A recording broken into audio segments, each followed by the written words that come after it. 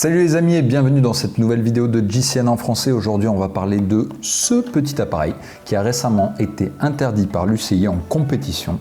Alors pourquoi la technologie de Super Sapiens a-t-elle été interdite en compétition selon l'UCI? Parce qu'elle pourrait influencer les résultats d'une compétition.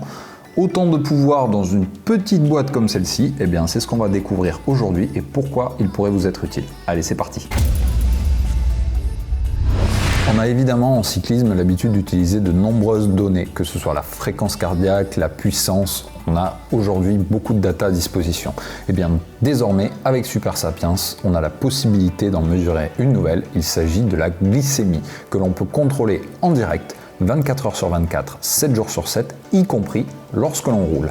Comment ça marche? Eh bien tout simplement grâce à ce biocapteur de Abbott fait pour le sport, qui vient se positionner à l'arrière de votre bras. C'est un patch qui contient un filament flexible qui va venir en fait lire votre glycémie en sous-cutané et vous donner via l'application Super Sapiens ces données en direct.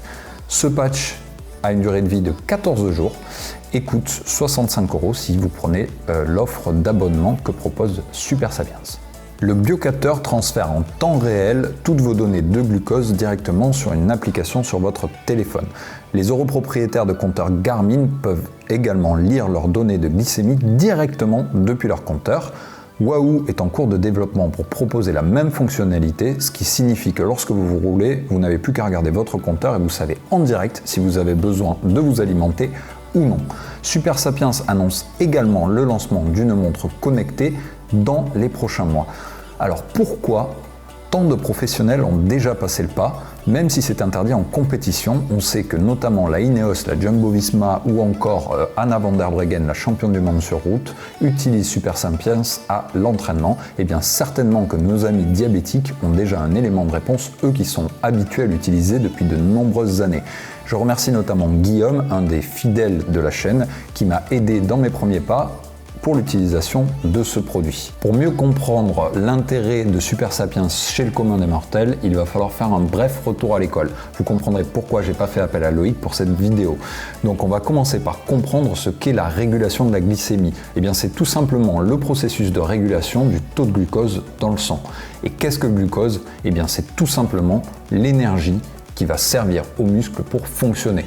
Donc en somme, votre carburant lors de la performance et lorsque vous pédalez. De manière générale, chez un adulte, la glycémie peut varier entre 70 et 180 mg par décilitre. Et bien c'est ce que Super Sapiens va nous permettre de mesurer et ainsi définir vos zones cibles lorsque vous êtes à l'effort, celles qui correspondent à votre meilleure zone pour produire l'intégralité de votre capacité. L'application va vous permettre également de suivre donc l'évolution, mais aussi de la réaction à un changement d'alimentation par exemple, ou bien un changement de température. Vous allez peut-être vous rendre compte que tel ou tel gel est plus efficace sur vous pour réaugmenter vos niveaux glycémiques, ou bien qu'il vaut mieux manger des fruits dans telles conditions, par exemple l'été, et des barres de céréales en hiver. Tout ça, ce sont des lieux communs. Et bien à partir de maintenant, vous allez pouvoir le définir de façon précise et scientifique grâce à l'application. Vous pourriez alors modifier votre alimentation pour vous sentir mieux au moment clé de l'effort. Évidemment, l'expérience va vous y aider et notamment le fait de définir votre zone de performance glycémique, à savoir la glycémie que votre corps aime maintenir lorsque vous produisez un effort de haute intensité. Pour cela, vous pouvez réaliser différents tests de 20 à 30 minutes à haute intensité et contrôler les moments où vous sentez le mieux et la glycémie correspondante. Vous pouvez également utiliser l'application au plus long cours. Par exemple, adapter votre stratégie nutritionnelle une semaine avant un objectif en augmentant légèrement vos apports glycémiques et les contrôlant sur l'application jusqu'au jour J. De la même façon, en utilisant la même stratégie mais à l'inverse, vous pourriez ainsi suivre un régime en diminuant vos apports glycémiques. Bref, vous l'aurez compris, plus vous utilisez l'application, mieux vous vous connaîtrez et plus il sera facile pour vous de bien gérer vos apports. Mais alors, qu'est-ce qui fait si peur à l'UCI dans cette technologie? Eh bien, d'après Mike Rogers, qui est responsable des innovations pour l'UCI, cela enlèverait une compétence à nos jeunes. Moi, je pense qu'au contraire, cela leur en apporte une, à savoir celle de mieux se connaître et de mieux connaître leur glycémie, qui pour moi est un élément clé de l'alimentation. Certes, ils ont peur que en course, le coureur soit toujours plus monitoré et qu'on ait des courses de type F1. ce qui peut se défendre. D'ailleurs, n'hésitez pas, comme toujours en commentaire, à nous dire ce que vous en pensez, à la fois de façon générale de la mesure glycémique pendant l'effort et en particulier de son interdiction en course. En tout cas, si des pros n'ont pas le droit de l'utiliser en compétition, ils ne se gênent pas pour le faire à l'entraînement, alors pourquoi pas nous?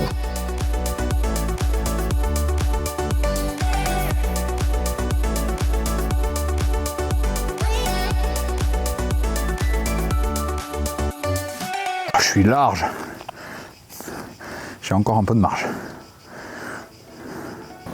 Je dois dire qu'on se prend très vite au jeu de ces nouvelles données à contrôler, de la glycémie en particulier avec Super Sapiens. Si on vous avait dit il y a 30 ans qu'il fallait utiliser au quotidien un capteur de puissance, vous étiez nombreux à dire pourquoi faire. Aujourd'hui, regardez à quel point on en a tous besoin pour s'entraîner de la façon la plus précise possible.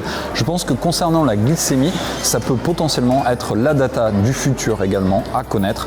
Et Super Sapiens va vous permettre de répondre à tout un tas de questions qui finalement aujourd'hui sont comme acquises parmi vous, mais vous allez vous rendre compte qu'on est tous très différents. Moi par exemple, je me suis rendu compte que les 2 premières heures d'effort finalement, j'ai très peu besoin d'ajuster ma glycémie, seulement de l'eau et des électrolytes suffisent, mon corps arrive à compenser. Mais évidemment, le vélo est un sport d'endurance et l'endurance, ça se travaille, donc chacun sera différent face à cette variable. Vous allez pouvoir répondre aussi à la question de quel aliment vous apporte la meilleure réponse glycémique. Est-ce que c'est un fruit, une banane par exemple? Est-ce que c'est un gel? Et ce en fonction des températures notamment. Est-ce que l'hiver ou l'été cela change? Il y en a beaucoup parmi vous qui supportent très mal les premières chaleurs ou très mal l'hiver. Est-ce que la glycémie est un facteur qui va vous permettre de répondre à tout cela? Eh bien selon moi, Super Sapiens peut aider à améliorer tous ces facteurs. Voilà, c'est ma première conclusion d'un début de test Super Sapiens après quelques utilisations. Évidemment, on sera là pour revenir vers vous avec plus de recul. Merci encore d'avoir suivi cette vidéo. En commentaire, dites-nous ce que vous pensez de la décision de l'UCI d'interdire ça en compétition. Et puis, on se retrouve bientôt sur JCN en français pour plus de contenu. En attendant, moi, il est l'heure que j'aille re-remplir les batteries. Salut!